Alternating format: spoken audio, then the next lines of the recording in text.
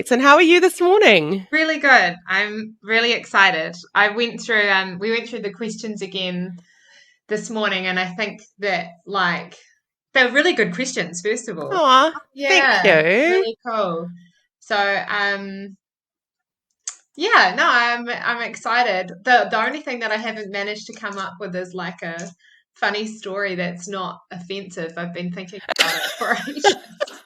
That's no problem. Well, I'm sure along the way we'll have some snippets of inspiration Yeah, still I that will think so. fill that space. Don't you worry. Because I like my sense of humor from, like the police especially is dark humor. So if I Mm. shared, I think I probably would end up offending people in today's day and age.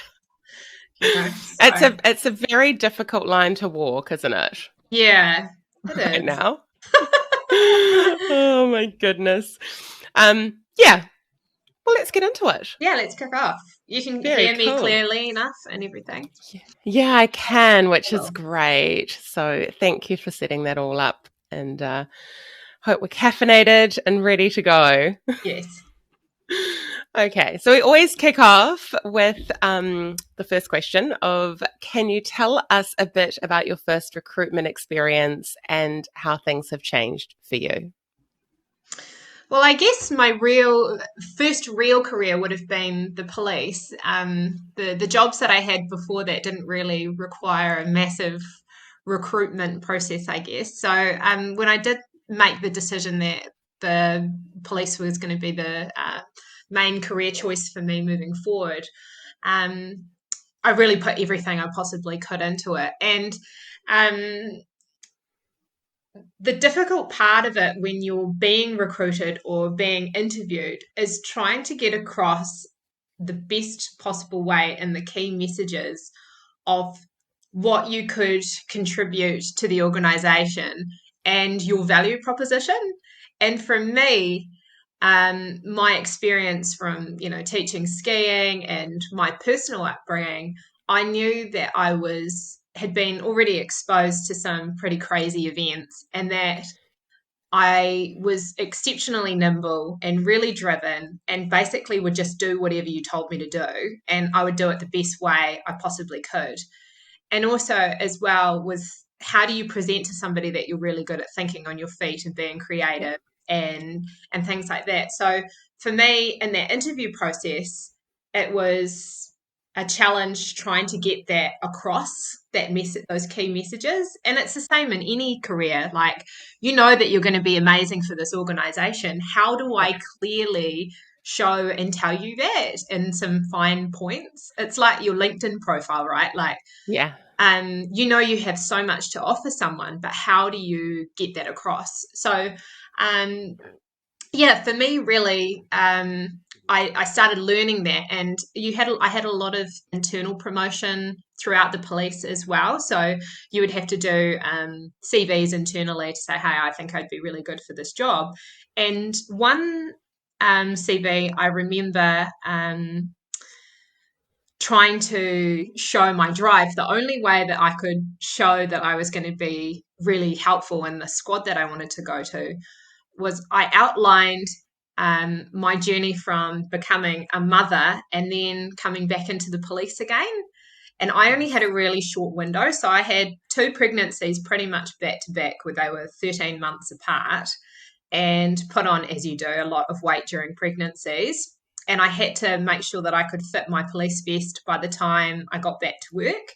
And I only had 14 weeks to do that. So I only took the paid leave of 14 weeks before I was back full-time in shift work. So I actually structured my CV based upon the goals that I had during maternity leave. So my goal was to drop 20 kilos in 14 weeks. Oh my goodness. Yeah. And be the fittest that I had ever been in my career. So I was going to be fitter, faster, and in better shape than I was when I first joined the police by the time I got back after the kids. And that was my goal during that time off work. So and as well, juggling being a mum, that they appreciated that. Yeah. So I actually outlined that in my CV to join the next squad that I wanted to join, outlining the drive that I had. And hopefully I was thinking, well, this will portray across into my professional life that I'm driven, give me a goal, I'll meet it, I'm there, I'm back to work within 14 weeks, I'm ready to go. Let's do this. Yeah. And it worked. So, and I think people need to see that how you manage your personal life absolutely affects your professional life. So if I've Yes. got my stuff together at home and showing that I'm dedicated to what I'm doing at home, I've got a great balance there. I'm eating well, I'm sleeping well, and managing my own personal affairs, then I think people can see that you're going to have it together at work too. So whatever's going on in the background at home isn't going to be affecting your performance at work. Yeah. So yeah, that I was really successful and got that job based on me trying to show, hey, this is what I've done. I haven't been at work, but and you haven't seen me for the last 3 months, but this is what I've been doing at home. So can you please Yeah. promote me? Because the last time they'd seen me, I was huge. They're Yeah. like, this woman keeps having children. Stop. I think that's such an important lesson too, because I talk to a lot of graduates, and the only experience that they can really show is around that hard work, dedication. Yeah, I've done some part-time work and nights while I've been studying full-time during the day, but they're just like, I'm a hard worker. Well, saying you're a hard worker, that doesn't display to your prospective employer exactly how you've done that, how you've demonstrated it. So the way you've broken that down is a superb lesson for so many people. Yeah, especially when you haven't had such a huge life experience of work. And I had that break, I had that break. I'd been on maternity leave, not for a long time, but for long enough, especially in a busy organization in a big organization where they can kind of forget about you. They're like, oh, well, she's on leave. She's off having children. She's doing the mum stuff. Oh, she's back. We'll put her in a position where it caters to her mother's needs. But really, I didn't want a job that catered to the needs of being a mum. I wanted one that was fast-paced, busy, and was exciting. And that's who you are as a woman. Correct. Yeah. So I wanted that responsibility at the time. So yeah, and it worked a treat. So that hopefully that sums it up. Yeah, absolutely does. I think that's such a fantastic sharing. On top of that, you've mentioned your skiing, but with your cycling and skiing experience at the levels that you attained, how did that early sporting focus support your professional career? Because you've talked about this focus and goal setting. So, translate that for some people. My opinion is that anything competitive, so it could be sport or it could be chess or whatever it is, that anything that has some sort of competitive element to it, I really believe that shapes and contributes a lot to career progression as well. So as a young person, I've been exceptionally competitive with myself. I dabbled in the team sport stuff and enjoyed it, like field hockey, and I did rugby at school and all sorts of stuff. But where I felt that I really succeeded was always in individual sports. And my brother was a really good road cyclist. So he was New Zealand champ for a period, and I was the youngest of three. So because I was 5 years younger than him, I was always those few years behind. So I used to get dragged out to the velodrome as a young kid and would be watching my brother and his mates cycling around the velodrome. But I wasn't allowed to be on the velodrome yet. I was too young. So what I used to do, mum and dad would bring out a bike for me, and I would hoon around the top part of the velodrome where spectators would watch and try and race the people that were on the velodrome. So for me as a child, I've always had that competitive drive to want to learn and get better, and I wanted to show people that I was ready to go. So a lot of coaches could see, yes, I was, Johnny Vahry's little sister, and had already started identifying me as somebody that had drive from a really young age. So from there, as soon as I was ready and old enough and my parents would allow me to go on velodrome, I was just like busting at the seams to get going. Let me at it. Yeah, I want to go and I want to do really well. And at that time, there weren't young, especially females, doing track cycling. So it was always me against boys.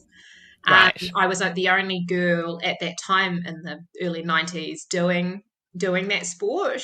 Um, Yeah. yeah, especially in Auckland, we were at the Manukau Velodrome. So, where was I going with this? Yeah, the Professional crossover. associate. Yeah, the Yeah. crossover in terms of where I am now in that career space is absolutely that drive that I had as an individual to perform and do well and not prove other people wrong, but prove to myself that it was achievable and what I Yeah. was doing at that time. I can do anything. And Mm. I've often spoken to my partner about he wasn't a really sporty person growing up. And he was like, oh, you were those ones at school that made me look terrible because you were so aggressive with your sporting. And I feel kind of stink about that now looking back. But my mindset, even from such a young age, was competing. I actually really wanted to, for myself, win so badly or annihilate the other competitor to be like, yeah, like this is what you can do. It was almost like a lion chasing down a deer or something. Like I was so, Yeah. and I honestly can't explain that where I've got it from. Mm. It's just been there my whole life. And so I think that crossover now from my sporting career with cycling and then when I progressed into skiing, skiing in particular has really affected how I perform now as a career woman because the type of skiing that I was doing was freestyle skiing. And in those Yeah. early 2000s, women weren't really engaged in it. And it was something that was new. So I just thought, oh, nobody Right. else is really doing this. I'm going to start throwing myself off massive jumps and massive cliffs and see what Of happens. course. Because I was 18, 17, 18, 19 and had no fear at that stage. But Yeah. the progression where I'm taking this from at that time of what we were doing as young skiers was crazy and amazing. But Mm. versus what they are doing now, I mean, I can't even Does it explain. blow your mind? It Yeah. blows my mind. The Right. progression in 15 years from where skiing was at that time, when nobody was Yeah. really doing big things in freestyle skiing and the half pipe and things like that, to where, like, if you look at the Nico Porteous, for example, those tricks were almost like they were impossible from a Couldn't human imagine perspective. them. That. Yeah. You can't. So when you think of that in regards to like what humans can do, Mm. and what's it going to be like? What's the progression going to be like in terms of human performance 15 years from now? From us thinking that's not possible back then to, and It's I such a testament to if you can see it, you can be it, but you build on the increments of the foundations that have been there before you, right? totally. And same with when I stepped into financial services. Yes. I didn't want to get sucked into being like, this is all that we can do because I've seen it personally in like competitive environments from cycling to skiing to where it is now. It's like, well, no way, man. We can be so much bigger than this. Let's not get stuck into thinking this is all we Yeah. can do. We always need to be progressing as humans and testing the boundaries. Like, Mm. it was about 4 or 5 years ago, I had a random x-ray on my back I had a sore shoulder or something, and they wanted to ensure that I hadn't done anything or there was nothing going on in my neck. And I had an X-ray, and the specialist said, "Oh, when did you break your neck?" And I said, "I don't Never. think that I have." And Oh my goodness. yeah, so I think the risk taking that I took back then in my skiing and cycling days, obviously had taken a tumble or done something and then just gotten up and gone, oh well, ouch, and then skied off. I had no idea that had even happened, but it had happened at some stage. So I mean, probably Oh my super goodness. reckless. My poor parents. I think that speaks a lot to the fact that you've got tenacity with any goal that you see yourself. Yes, yeah. And I mean, the So, risk taking now is I certainly don't ski like that anymore. Absolutely not. And mm, don't encourage my children to. But yeah, it definitely crosses over that mindset of being like, I'm going to do this. And yeah, um, yeah, absolutely. So it's I exciting love where we're that. going now. Yeah. What's one thing you wish you'd known when you began your career? I hummed and ha. I've been humming and hawing over this. So if I take it back to the police, and I often think of the Aristotle quote, it is the mark of an educated mind to be able to entertain a thought without accepting it. And this one has really Yes. stuck to me because in my early career in a large organization, in those first 2 years, I can look back and reflect on how incredibly institutionalized I had become and the way of Right. thinking within that organization. I had allowed an organization's view of the world and how things should be done or how that we should treat people or manage things had taken over my own belief set or my upbringing and values. Right. And it's an incredibly powerful thing to look at now. But at the time, as being a young, my early 20s and being incredibly impressionable, it was easier for me to just go along with what was accepted behavior than stand up and be like, actually, this is completely backwards. And wouldn't it be more efficient to do it this way? So that quote that I mentioned before stands really strong in everything that I do today.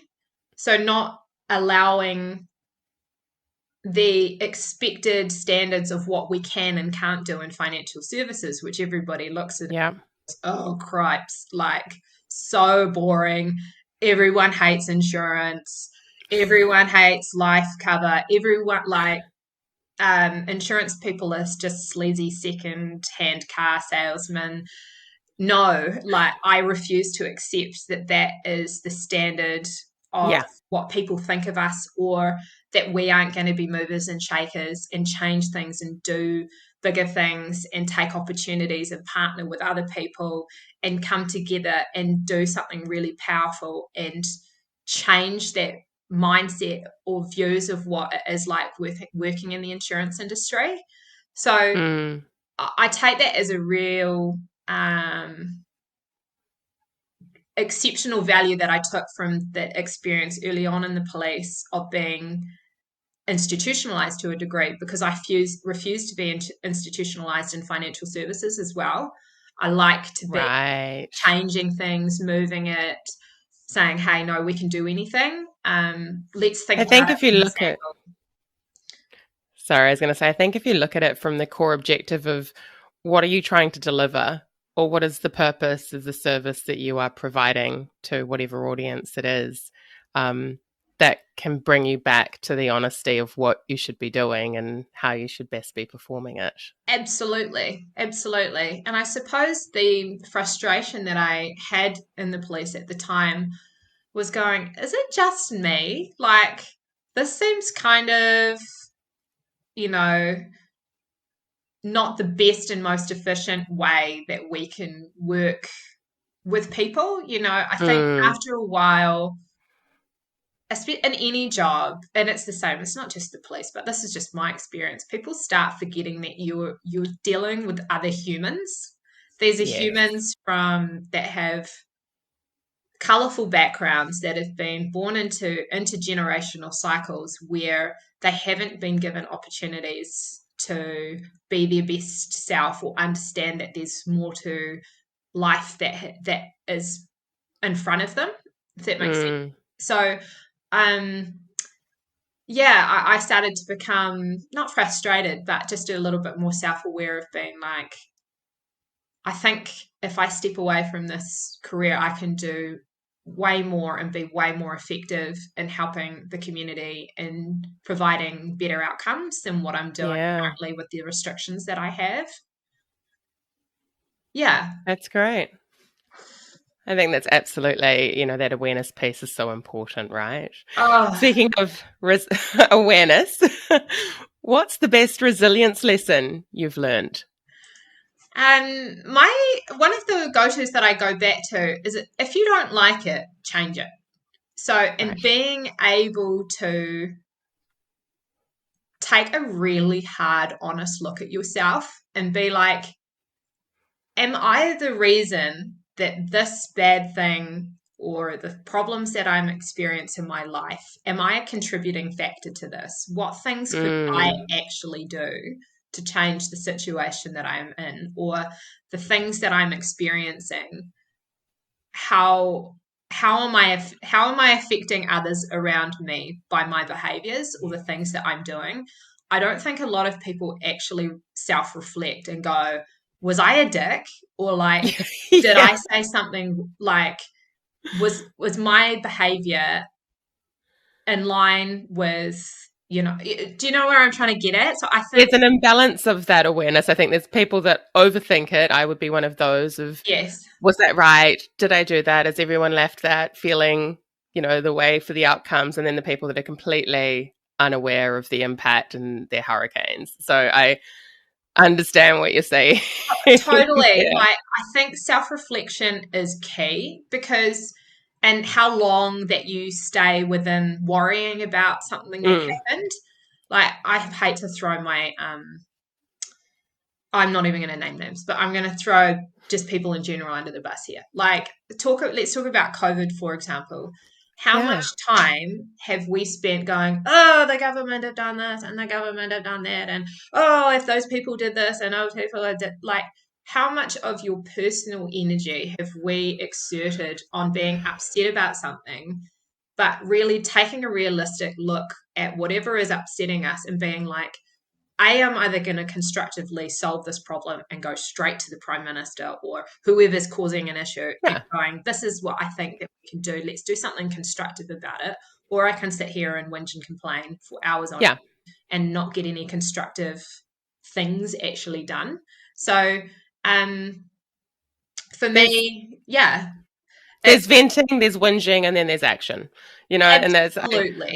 Venting is human, that's fine, but it's when it becomes a whinge versus and action. What's the cutoff point of when we need to go, okay, let's either do something about it and change it, or we're going to move on and not let it affect what we're trying to achieve personally in our own lives. So I think taking the time to reflect on your behavior, if something's not going well at work or in your personal life, actually trying to be honest with yourself. And I think that's like hard for people, and it's hard for me as well, being reflecting back and going, how is my behavior, actions, words, appearance, all of those things affected this outcome? Could I have done it better? Is this on me, or is that jerk? Because and then learning. Yes, and then learning and progressing forward. Like, earlier in the week, I had a huge blowout, and I dropped the kids off to school, and then I had a really important meeting by Zoom, and one that I'd been preparing for. And I was so busy and didn't shut off the busyness of the kids being kind of annoying in the morning, because they are trying to get children out the door. Yes. In the morning, 3 of them, I forgot my shoes. I mean, I should have been better prepared the night before, knowing that I had like a big meeting after school drop off. And a lot of that was on me. I went into the meeting and I had this really derelict hoodie on, and then realized that I was like, oh no, I didn't take my hoodie off. And then that, for me, like presenting that to somebody that was a potential really good client, and I knew that my value proposition was great, but then the way that I presented myself, I was all flustered from dropping the kids off, and then all looking at me, and one had forgotten the violin, and oh my gosh, it was carnage. And in fact, that day, one of the kids had like cake or biscuits smushed into their bag, and I had said the night before that I was going to wash it off, and then I forgot, and then in the morning I said I would do it.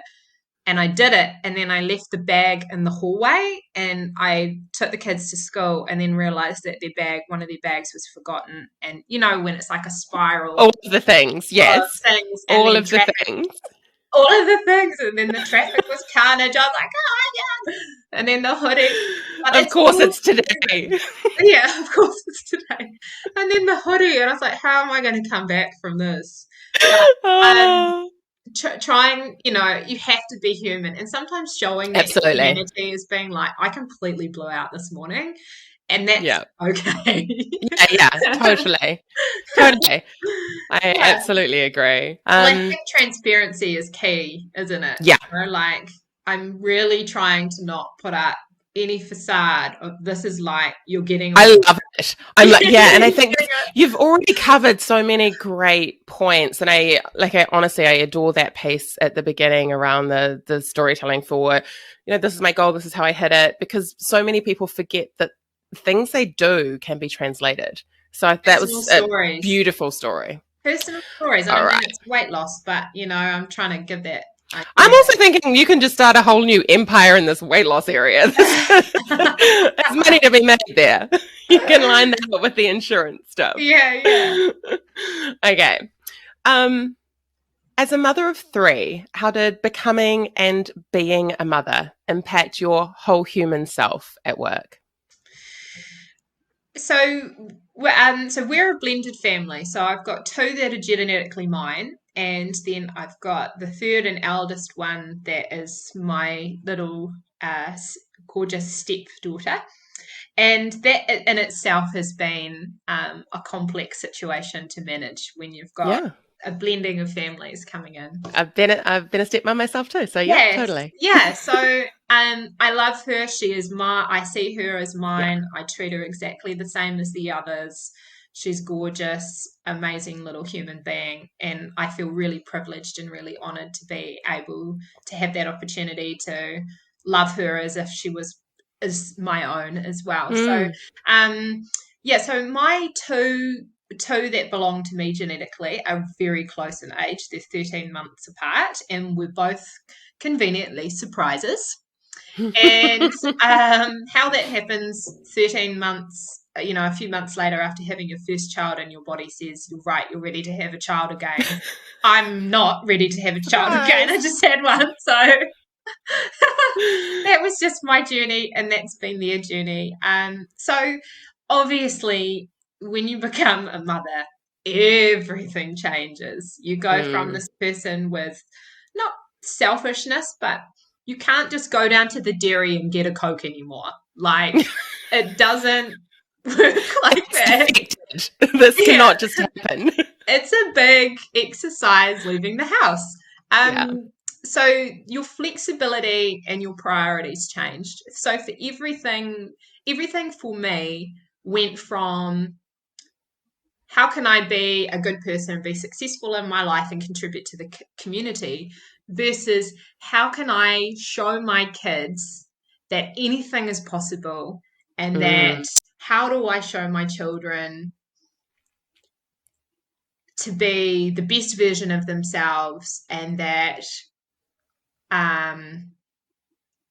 it's more so how do I want my kids to see me? Like, what sort of role model do you want to role be? model am I showing my children? And yeah, absolutely. what I've learned as a child, and because we've all been children, funny enough, we can take the smallest things that have happened to us, or comments or facials that your parents showed you when you approached them about a question, or being like, hey dad, can we go for a bike ride together, or versus like, I really want to engage with you mom, or any sort of experience as a child that you went through, how much that affects you as an adult.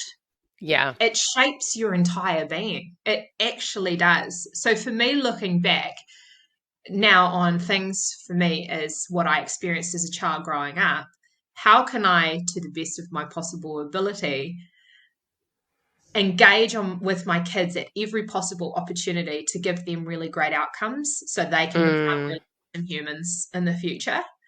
Yeah. So big things for me is that being available to my children is crucial. So I was really lucky growing up that my parents were really nimble and available to us. So dad was in a job where he was able to be off during the school holidays with us as kids. And how common is that now? It's just not. People are jammed into school holiday programs, and far out, both parents are working now. I think I don't know as a generation if we've ever been as sick as we currently are now. As a kid, I don't remember ever being sick or throwing up as much as my children do now. Yeah. You know, like we are Yeah. smashed as parents. Mums and dads, it is relentless that grandparents are almost doing more parenting than us parents are. So Yeah. for me, I've wanted to position myself that my kids are everything. Work comes second, but to a degree, I'm showing that my kids come first by putting so much into my work, so I can Yes. be available to them. And with what I'm doing career wise, I want to show them that they can do this too. This is absolutely anything is possible. And it's a very cliche saying, but I genuinely believe that. I Yeah. really do. And life should be fun and capturing every single happy moment. And but I've moved my kids into doing a lot of people listening might go, oh, she's a bit airy fairy and off the planet, but being really self-aware and focusing on a lot of mind work and mindfulness. So in the car Yes. on the way to school, I get the kids to like try and tone it down and take a look around at their surroundings, appreciate the trees, the simple things of the wind brushing through the leaves, trying to get satisfaction off tiny things that most people walk past every single day. So Yeah. I like baby birds and little birds picking up worms and feeding their babies and getting excited off the fact that we have air in our lungs and getting satisfied the fact that we can breathe and feel good. And so we do a lot of exercises together, the kids and I, focusing on those things because I really want to build strong, resilient kids that don't need big things to be happy. They can be External stimulation, there's so totally. much of that, and it's a dependency. So I Yes. completely appreciate what you're Yeah. saying. Yeah. So I get a buzz off really little things, and it's just been a way that I've trained my mind to appreciate small things that mean big things, like Yes. bees in the lavender, going, thank goodness for the bees, because if it Yeah. wasn't for you, we'd all Yay, be bees! So really taking in those fine details and being like, wow, we've got this really cool picture that my partner got me. It's a little watercolor painting of a duckling taking its first jump into a pond, and it's called Leap of Gorgeous. Faith. Yes. He's never done it before. He's just sending it. He's going for it. And so we have that motto in our house of taking a leap of faith and being just going hard and being confident to take control and doing things. And we live luckily just by the lake. So for me, taking that daily walk and seeing all the little baby ducks and I am so easily satisfied now. For example, my mum and I have the same, we call it a plastic bag disablement, where neither of us can actually open plastic bags or bin liners. It's like both of us are in You've got to be bad at crying. something, Julia. You've got to be bad at something. It's like I can't do it. Is it the other end? And then going to the supermarket, I get all like insecure because I see other people going for the bags if they're using a bag. Effortlessly opening them. Oh, they rip it off and open it and chuck their apples in or their kiwi fruit, and I'm sitting there going, oh, 20 minutes, half an hour, fretting, trying to get this bloody bag open. So the story that I have was last week we went for a walk around the lake, and I had the dog poo bags in my pocket, and we were walking our dogs, and of course one of the dogs does its business. And my partner looks at me and I've got the poo bags in my pockets and he's like, off you go. And I was like, oh God, we're going to be here for 40 minutes until I open up the bag or just concede and hand it to my partner and be like, you open it, I can't do it. And I pulled the poo bag out of my pocket and I opened it first go. And oh my God, it was like an adrenaline rush going through my body. Yes! I can't explain Bag opened. But the success that I felt in control of my destiny of opening at first go, I was like, I can do anything. I've done it. And being so cocky and confident going over and scooping out the poo and tying up the bag and putting it in the rubbish and being like, peace out everyone, I've got it. You know, I love that. it's celebrating the little things and the moments to not be upset by stuff and having perspective of what really matters. And I think Yeah. this is probably going to cover you off in another question, but I've got a real perspective problem from my time in the police where I just don't really care anymore in terms of little stuff, you know? Yeah. So Yeah. um it's a benefit and it's also a negative for me because sometimes I find it hard to relate to people that are like, oh, this is happening. I'm like, well, no one's dead, so like it's Yeah. fine. It's totally good. Yeah, or Life is bigger. yeah, Expand your mind. yeah. Is this a problem? It's not, you know. Yeah. So for me, yeah, I see it as good and bad. It can work perfectly in some situations and can frustrate people, you know, if, going, you know, oh, this has really affected me. And I will think, has it? You know, like I can Yeah. see that there are such bigger problems and going on Mm. in our backyard. So for me, I find it quite frustrating, the first world problems that we get presented to us as being like, well, you know, it's fine. Like my daughter last night was in tears because she had an ice cream, goody goody gumdrops ice cream, and she accidentally swallowed two of the gummies and her throat got sore as a result of swallowing the gummies. I thought, oh my gosh, get out of my face. Like, you don't know what a problem is. Like, but That's so cute. yeah, Yeah, no, honey, it's going to get worse. I'm sorry to report. Sorry. But Big things are going to be in your future. how do you parent that, you know, and be Yeah. like, oh, man, like, you know, we've been in Oh houses my where gosh. kids have been walking around in the same nappy for 3 Yeah. days and Yeah. you're complaining about this. It's not a problem. Like you have got it It very is so hard.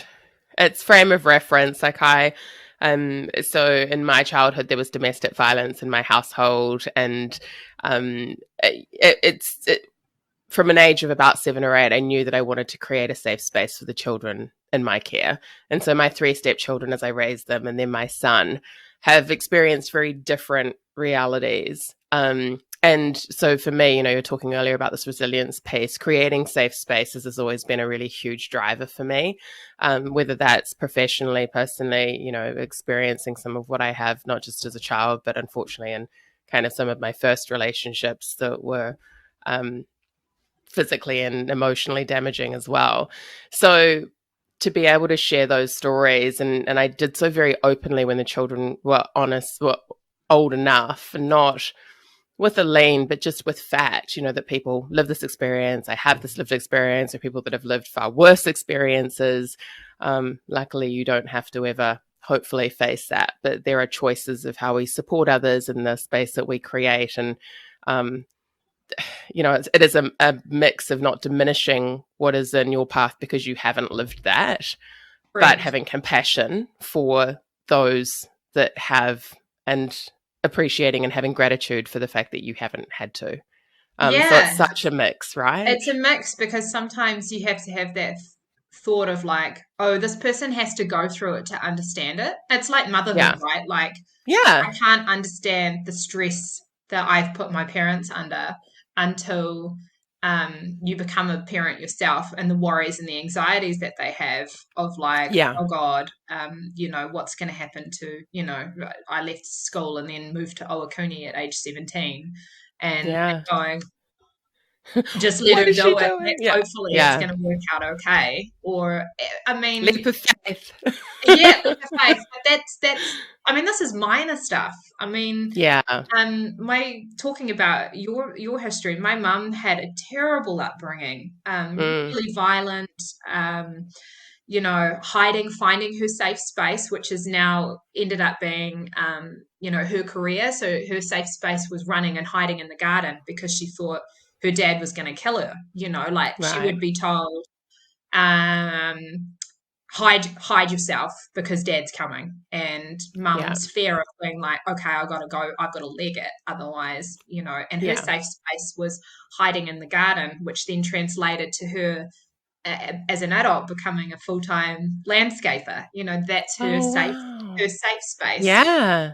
My mum is a big hero of mine because she went through those horrible experiences and has a lot of inner child hurts as an adult. Sorry, mum, go into this, but she is my hero because she made the choice to choose love over hate. Yes. She Yeah. was able to be like, this is not Break me. the cycle, unlearn Yeah. what you've been shown, and take a brave step, a new step forward to create something new, which, yeah. Absolutely. She was able, and not everybody is able to have that skill Exactly. set or ability to spark change. But Mm. it showed me that it is possible. And she had Yes. the belief of being like, enough is enough. Us as babies, she completely removed herself from her dad and Yep. said, we're not having anything to do with you. I don't want my kids as adults. She never said a bad word about her dad. Never. Yes. And Yeah. always left it to us as kids to be like, hey, if you want to go and see If you my want a brother, relationship, if you that's want a your choice. relationship, You're an that's your adult. choice. Yeah. Absolutely. Funny enough, some of us inquired about it and went, oh, yes, I would like to know this person and understand potentially where characteristics or personalities have come Yeah. from. Maybe all my craziness has come from him, who knows? But we never kind of followed through, and that was just the journey of what presented ourselves. But for me, her ability to spark change, and then on my dad's side, he had a really different upbringing with supportive, loving parents. My grandfather, in particular, he died in his 104th year, and this Oh, guy wow. was all about drive, like successful Yeah. in business. Just decided that he wasn't going to die in the war, so he didn't. I'm not going to do that. Yeah, that was his. Honestly, when I used to sit down and talk to him, his drive was like, "Oh yeah, I just wasn't going to die. I just knew that I wasn't, so I just didn't." And I was like, "Whoa, like Kudos. that's mindset." And Yeah. I've definitely harnessed a lot of that self belief of being like, "I am going to do this, and I'm going to." The goal is never going to shift. The goalpost is always going to be there, but perhaps the journey to where I get to that goal will change, but the goal is always going to remain the same of what I want to achieve. Yeah.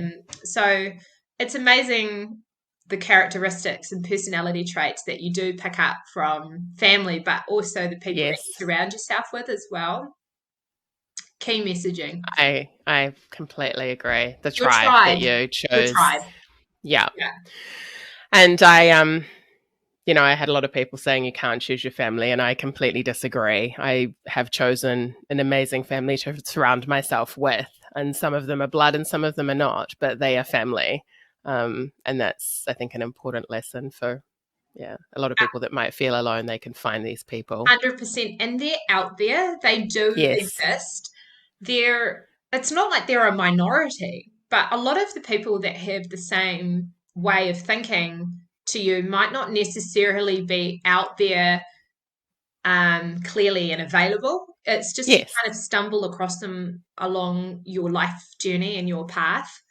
And the more authentic you are to what you do, the easier it becomes to find them, though. Yeah, you attract them. They come Absolutely. in, like yourself, for example, and some of the people that I've met through doing the things like with partnering with New Zealand Blood Service, the people that I've met through that part of our career progression has been amazing. Oh my gosh, the people that are involved are like superhuman. I wish I had known you my whole life.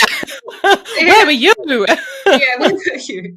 I love what you're bringing out and how open you are, and the stories that you share that people can use in so many different ways. So thank you. Oh, you're welcome. Okay. Becoming a Kiwibank New Zealander of the Year Community Hero medalist is a huge achievement. What did that accolade mean to you?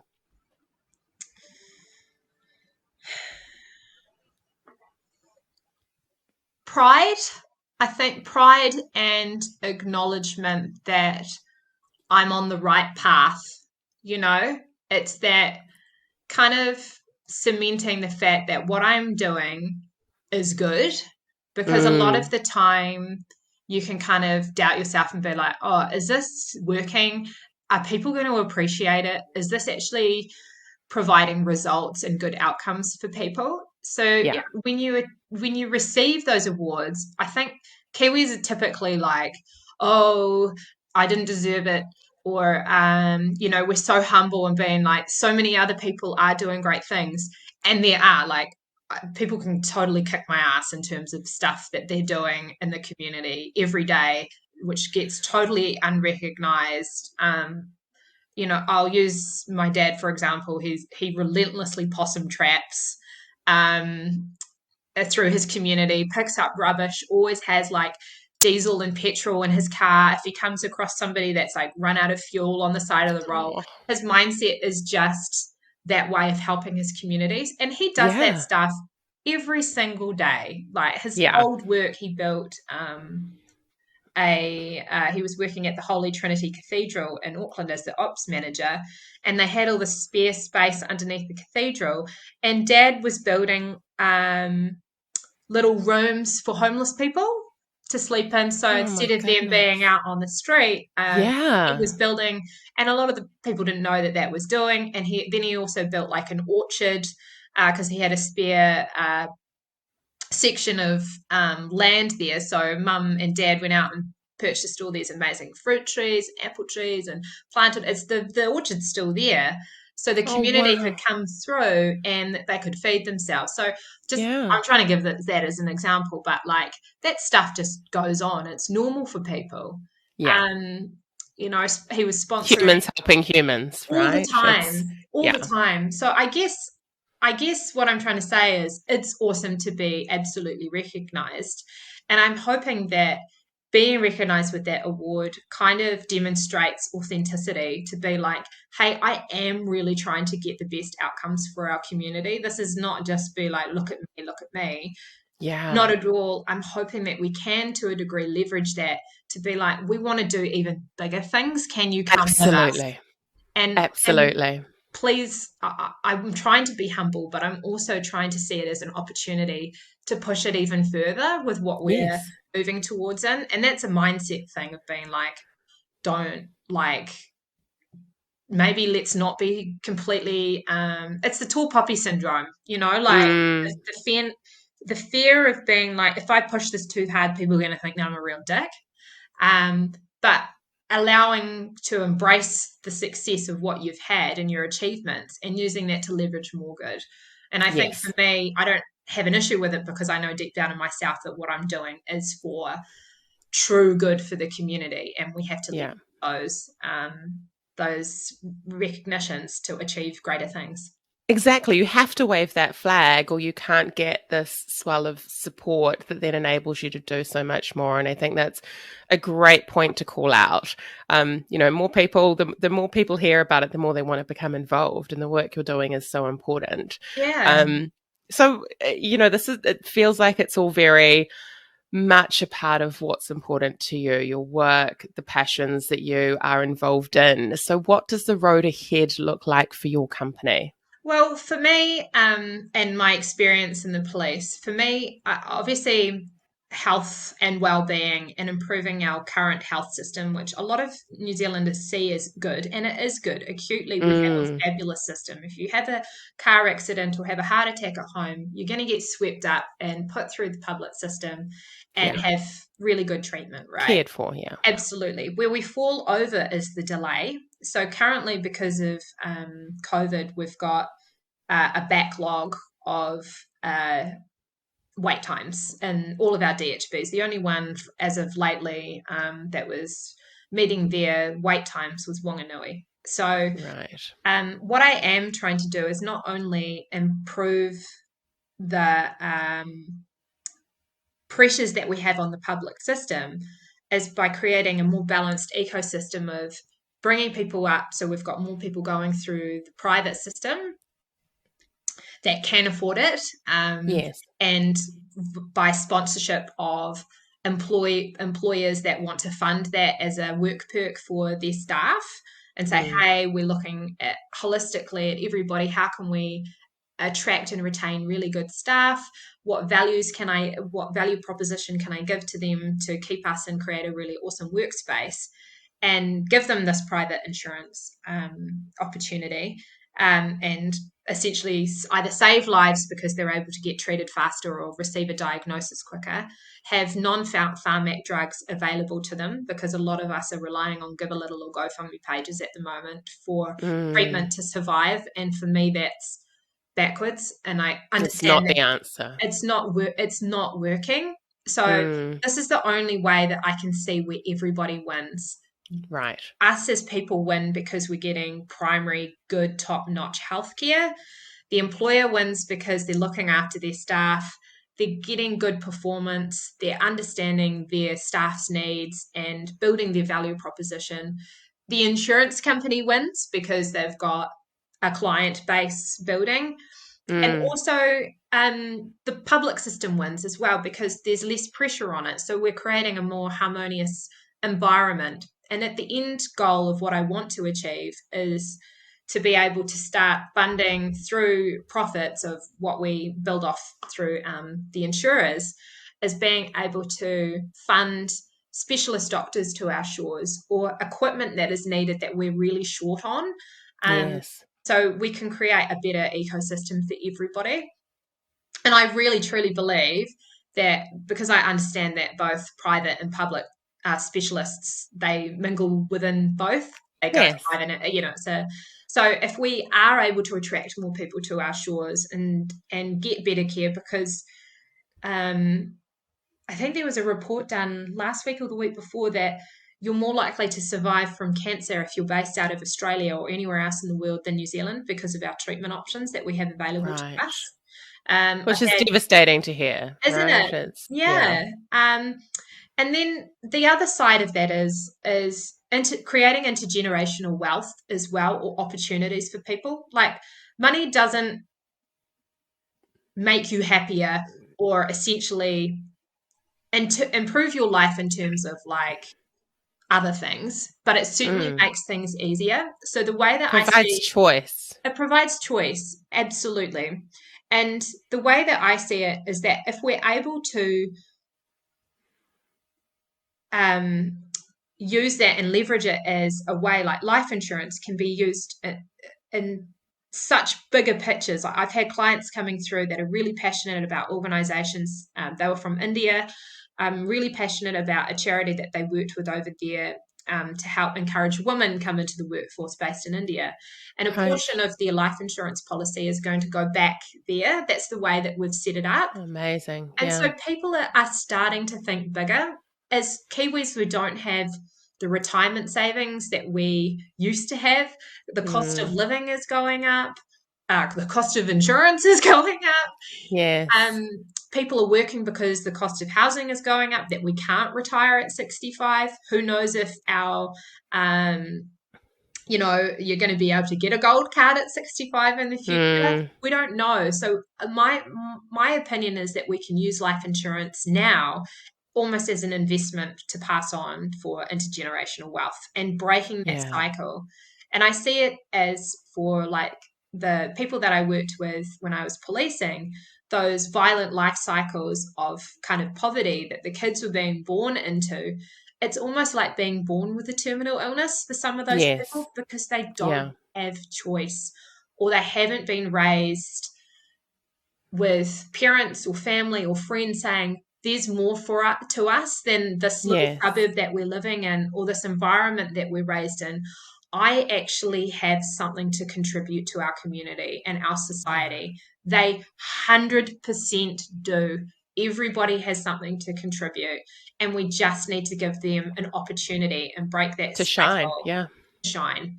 And so I see it as, if we can start using that and leveraging it, that there's some sort of wealth with a material thing behind them, we can start breaking that cycle and teach them financial literacy and being like, which supports the whole country. So I just think In terms of, that company focus and what I hear from you, it's education, it's support, it's community focus, it's Correct. breaking cycles. But it's such a big part of that. And as we spoke about earlier, the work we do at Her Career being around accelerating career money network, but Yeah. normalizing money conversations, because so many people, I grew up in our household, we did not. It was week to week. Money was scarce. And so it was definitely not a conversation to be had. There was nothing to talk about.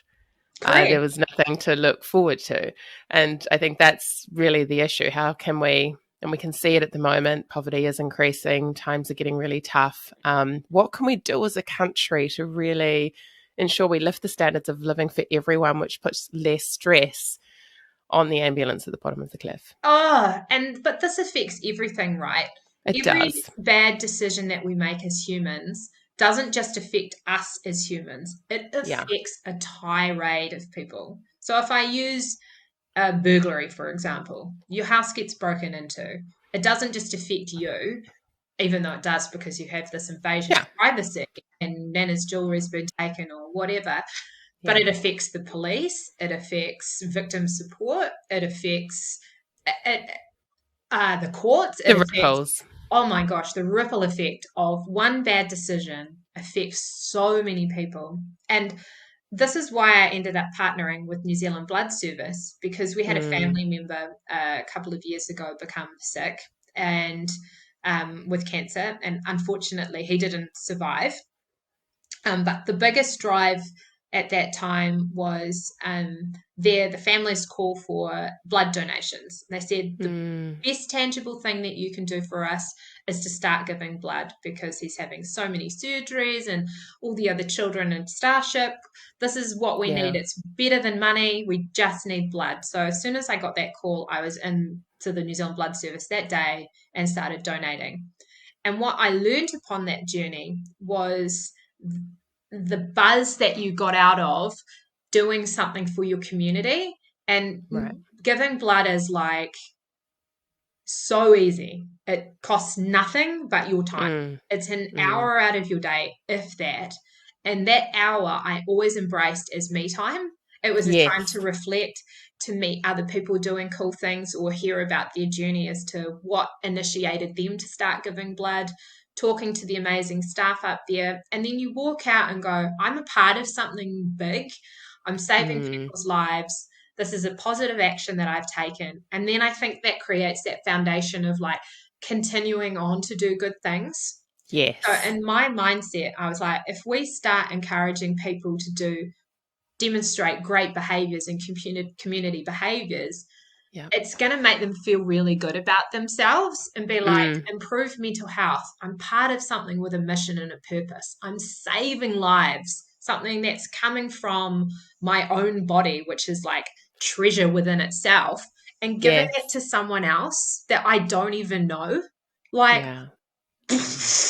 that's out of It's control. yeah. That's It's just insane. brilliant.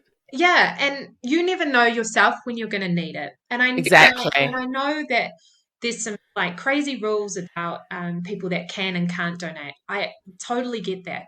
But can we look past that and be constructive and be like, I can't give blood, but I know someone that can. And these are the rules, Can and I I do assist and accept that. influence in positive ways? And yeah. Completely. And I get that, and I do hope things do, the bar shifts, and there is an opening and a window for those people that can't donate currently can eventually in the future. But this is why I wanted to kind of get that movement started, to be like, let's start doing something positive where everybody can be affected positively. It's constructive, it's great, let's go. We can do it as a community and we can do it You together. turn up, it's yourself, or you bring some friends with you if you can't. That's Yes. yeah, Yeah. And trying to the change that. messaging. Totally. And changing that messaging within as for employers as well, of being like, Yes. how can we give back as an organization to our community, and trying to influence, saying, hey, yeah, you can do that. And you can also do this great thing for your staff too. And give them health insurance and potentially save their life or save their family's life, because as soon as you sign up, there's automatic acceptance. We don't have to juggle or fight with insurance companies about this like pre-existing condition crap that they come up with all the time. Everybody's in. We don't have these problems anymore. We're all covered. Mrs. Smith or Mr. Smith who's waiting at home for his hip replacement, no waiting anymore. Your quality of life is back. You can go in and have your hip replacement, or you can have your endometriosis surgery that you've been waiting years for. You know, like, you're going to improve people's life and give them a quality of living that they deserve. And I think everybody deserves that, to have a quality of life and have that opportunity to be the best version of themselves. Absolutely. I could not agree more. Yeah. So we're going to round up. I'm aware of time, and I also want to make sure that we capture these tracks before we log off. Is there anything else you'd like to share or last words you want to leave us with, Julia? To think big. That's one of the mottos that I always live by, because so many people can be really cutting. Be like, oh, yeah, but, oh, there. Then they come in, oh, you can't do that. Or, no, that's not it is possible. Like, shut up. Like, let's just, this is the goal. Maybe my journey to get there is going to be like up and down, and you feel like giving up, or you feel like this isn't going to work. Maybe I was wrong. Just shut the chatter off and get on with it. Find ways to make it work, because anything is possible. You're just going to have to change direction a couple of times, or like 100 times, whatever. Yes.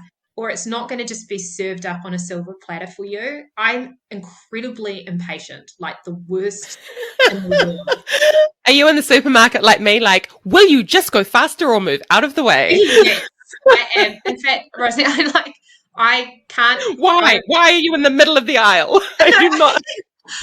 What are you doing? You're the one that's going psycho at me because I can't open the bag.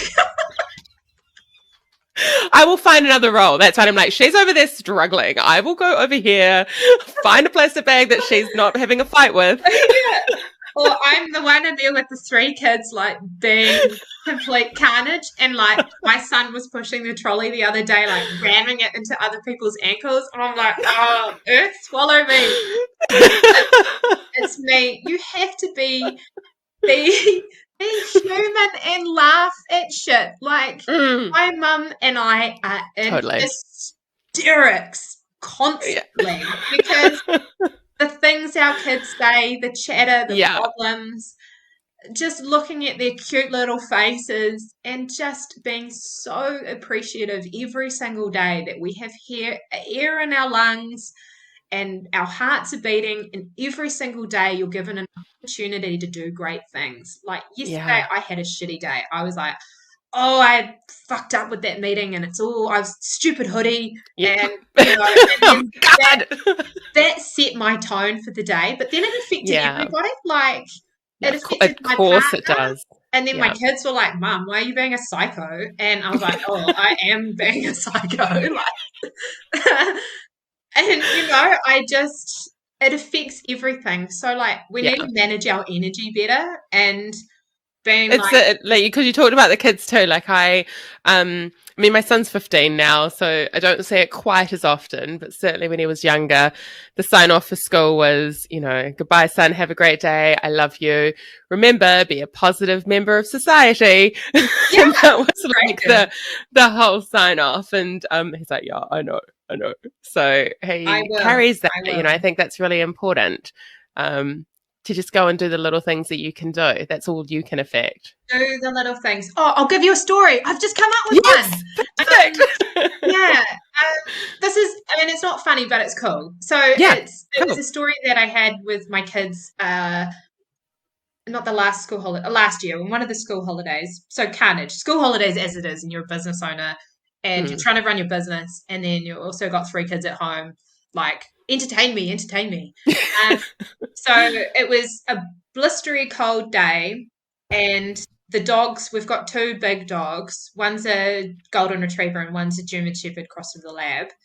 And they'd been cooped up because I was not game enough to leave the house and take the 3 kids and the 2 dogs out in the rain. I was like, forget it, it's not happening. To the point where I broke because they were all driving me insane and I was trying to work in the office and they're, Mom, I'm hungry. You just ate.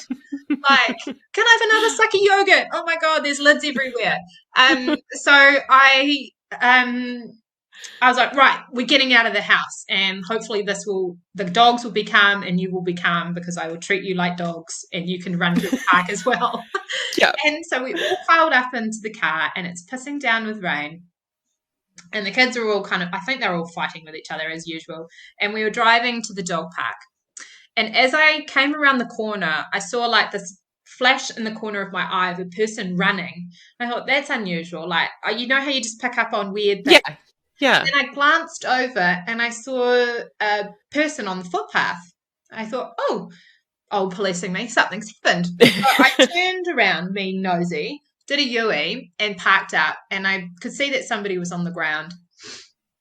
Nobody else had come to her aid at that time. I said, kids, stay in the car, and the windscreen wipers are going yeah because it's carnage and rainy and horrible.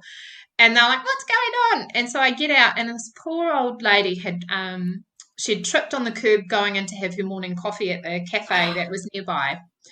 And she'd made a real mess of herself, broken her nose, and at this time we didn't know this, broken her knee and her hip and her arm, and so got straight into police action, obviously. Yeah. And there were so many people that were kind of like walking by that didn't stop, and no, that's no fault of their own. But anyway, so moving on. So I managed to rally up a few people, and we put a blanket on her, called an ambulance.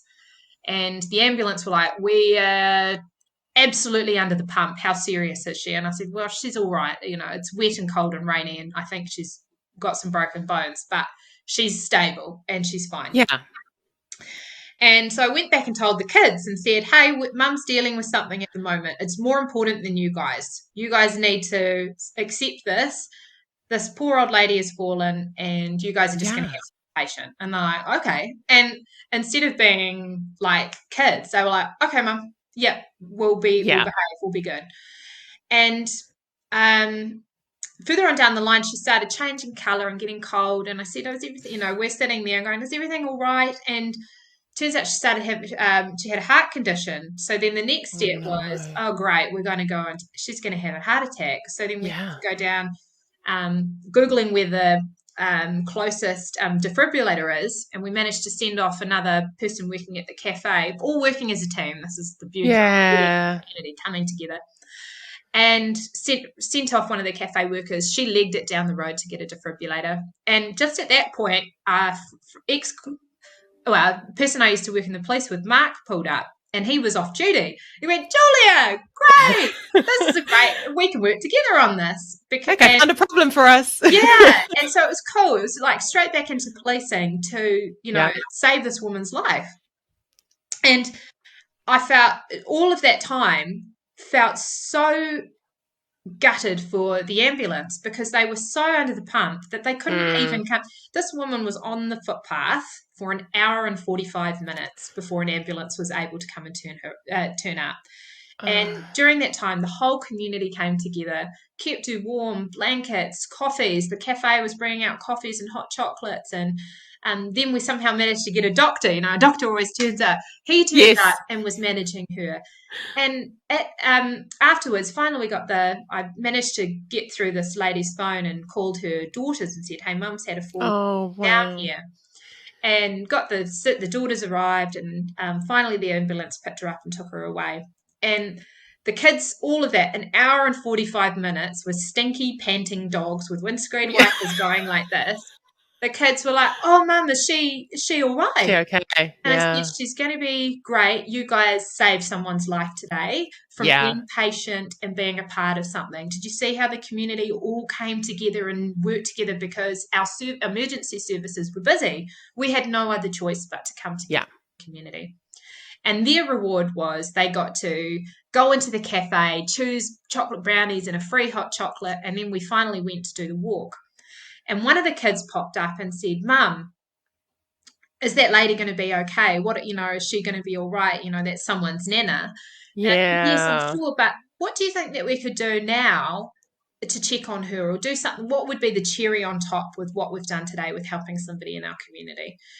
And they said, we should go and see her. I went, that's a good idea. Mm. So we went and bought some flowers. The kids chose what they wanted. And we delivered the flowers up to the kids, up to her at hospital to check on her. Mm. And she was a real mess, broken everything, way worse than what. Yeah. And the summary of the story is that at night time, all of the kids reflected back on it and said, Yeah.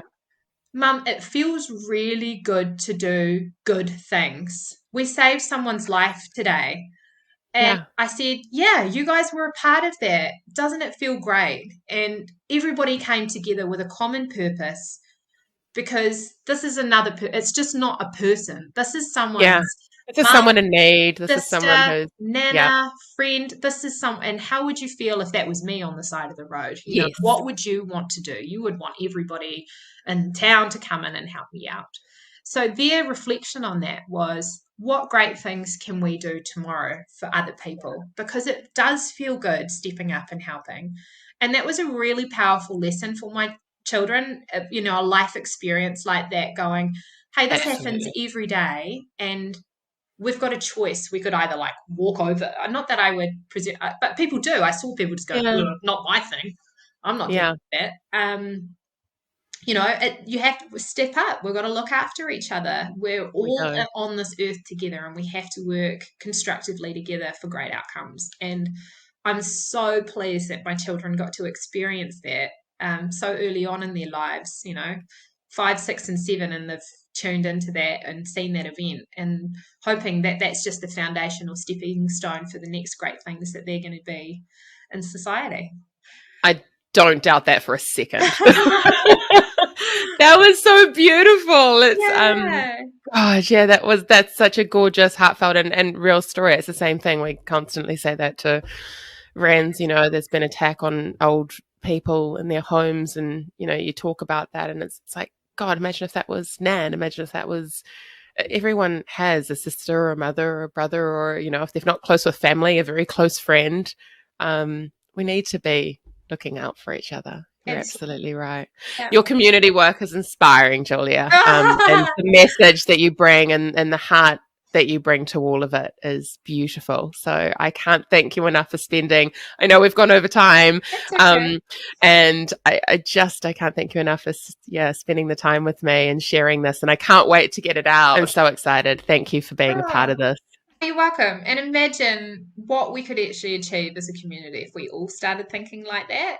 The outcomes, our lives would be so much easier. And you just feel more supported. But that's the thing. As humans, I can rely on my fellow neighbour for doing something good. And isn't that the outcome that we want? Being able to rely on each other. I think we're lucky in New Zealand. We have a foundation of that.